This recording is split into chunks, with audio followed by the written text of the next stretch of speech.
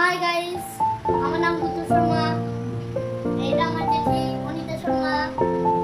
আপনারা আশা করি যে আপনারা সবাই ভালো আছো। এবার সবাই দিওয়ালিতে অনেক ভালো করে মজা করো। স্কুলে তো সবাই ছুটি, আমাদেরও ছুটি।